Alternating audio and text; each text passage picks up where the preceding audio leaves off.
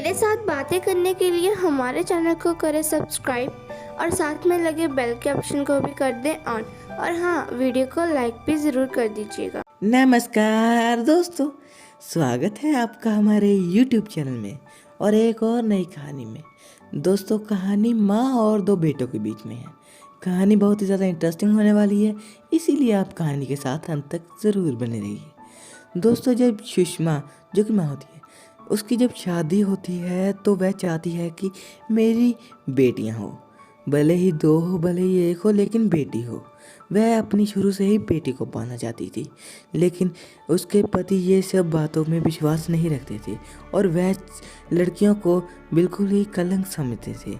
इसलिए वह चाहते थे कि मेरे 2, 3, 4 बेटे हों, जिससे कि वह पूरे गांव में अपना सीना चौड़ा कर तुलें और अपने आप पर मान करें कि मेरे 2-3 बेटे हैं। लेकिन उनकी बात सच होती है और सुषमा की बात बिल्कुल ही गलत होती है। उसके पहले एक बेटा होता है, क्योंकि वह एक बेटी चाहती थी। वह फिर से प्रेग्नेंट होना चाहती थी। वह उसके बेटे के साथ बिल्कुल भी नाखुश थी। उसको लगता था कि बेटियां घर की शान होती है और घर की लक्ष्मी होती हैं और घर में बेटियों के आने से बरकत होती है और घर अच्छा चलता है। इसी चलते सुषमा अपने बेटे से नाखुश थी और एक और बेटी पाना चाहती थी। इसलिए उसने अपने पति के साथ बात की और उसने कहा कि मैं तो अगर चाहूँगा तो बस एक बेटा ही और चाहूँगा। इसके चलते सुषमा भी बहुत ही ज़्यादा नाराज़ हो गई और लेकिन उसने अपने पति की बातों पर ज़्यादा ध्यान नहीं दिया और अपने अगले संतान की ओर ध्यान दिया। लेकिन फिर दोबारा उसको एक बेटा ही होता है, जो कि बहुत ही दिखने में खूबसूरत होता है, लेकिन फिर भी सुषमा उसको एक्सेप्ट नहीं करती। उसको चाहिए तो सिर्फ और सिर्फ लड़की ही चाहिए थी। मगर उसके एक और बेटा होने के कारण उसका मन अब बहुत ही ज़्यादा दुखी हो चुका था।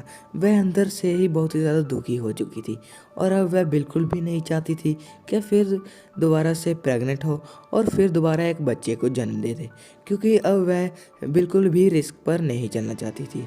वह और सिर्फ अपने 2 बेटों को यह पालना चाहती थी और अब वह उनके साथ ही खुश रहना चाहती थी, क्योंकि उसको अपने अंदर से लग रहा था कि मैं अब फिर से दोबारा से प्रेग्नेंट होंगी तो फिर दोबारा से अपने एक बेटे को ही जन्म दूंगी।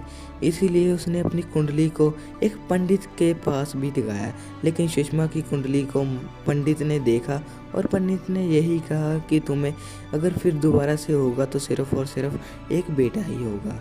तुम्हारे किस्मत में बेटी का होना बिल्कुल ही नामुमकिन है।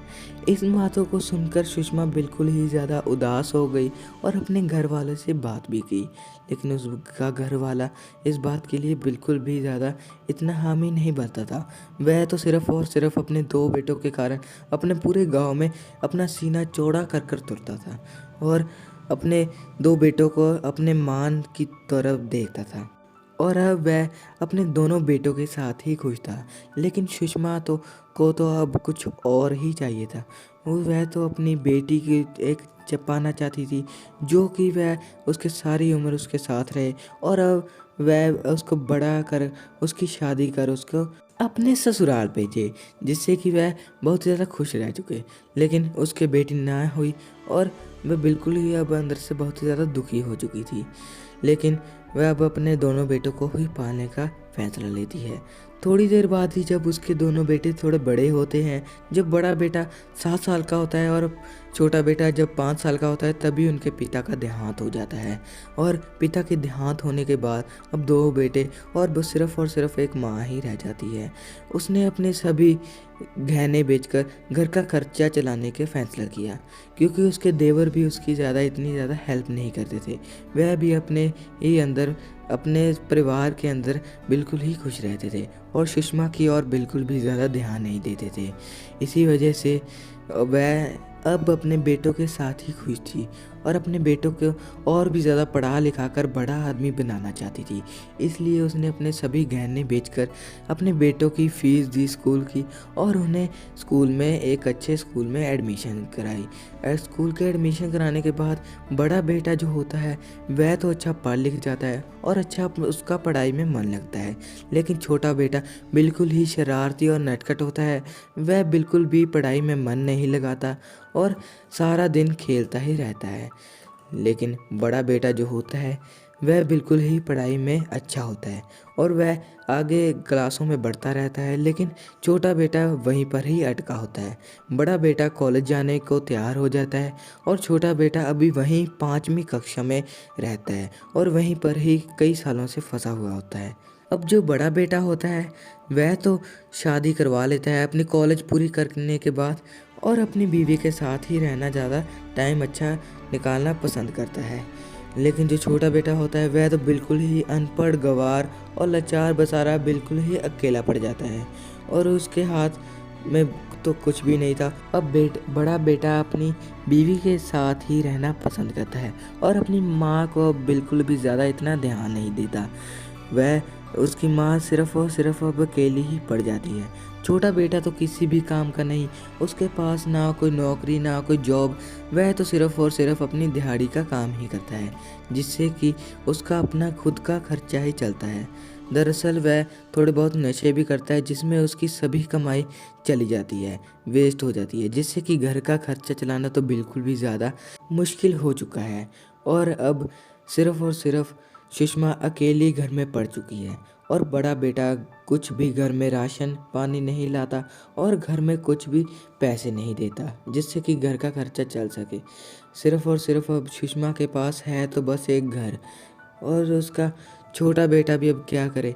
इसीलिए वह शुरू से ही एक बेटी माँ चाहती थी कि वह उसका बड़ी होकर नाम रोशन करे और उसे एक अच्छी लाइफ दे, जिससे कि सुषमा भी कुछ अच्छा अपनी लाइफ में कंफर्टेबल महसूस करे, क्योंकि उसके पति के साथ भी उसे रहे हमेशा दुख ही सहना पड़ा और उसके बेटों के साथ भी उसे दुख ही सहना पड़ा। इसी वजह से अब बिल्कुल ही सुषमा अकेली पड़ चुकी है। उसने हालत अपना घर भी बेच दिया अपना घर का खर्चा चलाने के लिए। इसलिए सुषमा अब अकेली रहने का फैसला करती है और अपने घर को बेचने के बाद अपने छोटे बेटे को भी वह बायकॉट कर देती है और छोटे बेटे से भी बिल्कुल ही लिंक तोड़ लेती है। बड़ा बेटा तो अपने ही अहंकार में दिल्ली चला जाता है सुषमा को अकेले छोड़कर और अपनी बीवी के साथ अपने बाल बच्चों के साथ वहीं ही रहता है। सुषमा अब बहुत ही बूढ़ी हो चुकी है और बिल्कुल ही अपने अकेले रहती है और अपना खर्चा खुद ही करती है। छोटे बेटे का तो आज तक कुछ भी अब पता नहीं चल पाया और सुषमा अब अपने आप में ही रहती है। उसको अपने दोनों बेटों के साथ कुछ नहीं रहता, लेकिन वह अपनी अब पुरानी बातों को याद करती है और अपनी सोचती है कि काश मेरी एक बेटी होती और मैं उसकी शादी करती, वह मेरा अच्छे से ध्यान रखती और हम दोनों एक साथ खुश रहते। लेकिन खैर उसके 2 बेटे हुए, लेकिन वह अब बिल्कुल ही अपने आप में ही बहुत ही ज़्यादा खुश रहती है और अकेली भी एकदम खुश रहती है। तो दोस्तों आज की कहानी बस यही थी। आशा करते हैं कि आपको ये कहानी पसंद आई होगी। अगर आप ऐसे ही कहानियाँ सुनना पसंद करते हैं तो हमारे चैनल को सब्सक्राइब करें और साथ ही में लगे बेल के ऑप्शन को भी ऑन कर दें ताकि हमारी हर एक लेटेस्ट कहानी आप तक आसानी से पहुंच सके। तो दोस्तों मिलते हैं एक और नई इंटरेस्टिंग कहानी के साथ, तब तक के लिए बाय बाय।